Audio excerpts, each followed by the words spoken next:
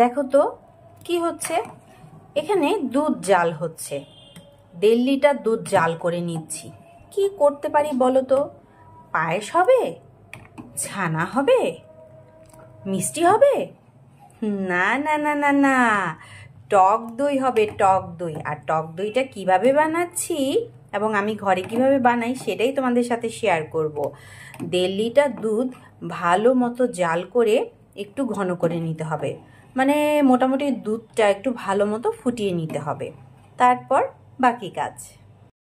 দুধটা অনেক ভালো করে জাল করে নিয়েছি, ঠিক এই রকম অনেকটাই গাঢ় হয়ে গেছে। এখন কাজ যেটা, সেটা হলো দুধটাকে ঠান্ডা হওয়ার জন্য রেখে দেব। এমন ঠান্ডা হবে যেন একটা আঙ্গুল ডুবিয়ে কিছুক্ষণ রাখা যায়, তো সেই অবধি আমাদের অপেক্ষা করতে হবে। দুধটা ঠান্ডা হয়ে গেছে, আঙ্গুল দেয়া যায় এইরকম সহ্য করার মতো গরম আছে।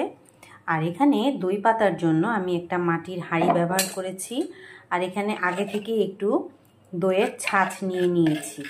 ঠিক আছে, এখন এই ছাঁচের মধ্যে আমি আস্তে আস্তে দুধটা ঢেলে দেব।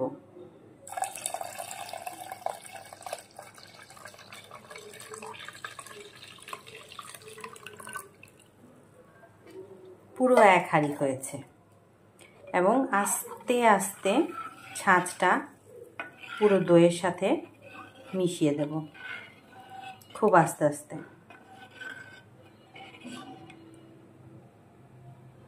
ছাঁচটা মেশানোর পর এখন একটা ঢাকা দিয়ে সুন্দর করে ঢেকে এইবার এটাকে গরম একটা কিছু দিয়ে পেঁচিয়ে সারা রাত্র রেখে দিতে হবে দইটা সেট করার জন্য। আমি এখানে একটা বড় পাত্রের মধ্যে এইরকম ভারী একটা চাদর নিয়ে নিয়েছি। এই চাদরের মধ্যে দইটা বসিয়ে দিয়েছি এবং চারপাশ থেকে সুন্দর করে দইটাকে কভার করে দেব। এইরকম করে দইটা প্যাকেট করে উপর থেকে আরেকটা বল দিয়ে এইরকম সুন্দর করে ঢেকে আমি সারা রাতের জন্য রেখে দেব। দইটা সারা রাত্র সেট হয়ে যাবে, অনেকটা গ্রামীণ স্টাইলে দইটা পাতবো।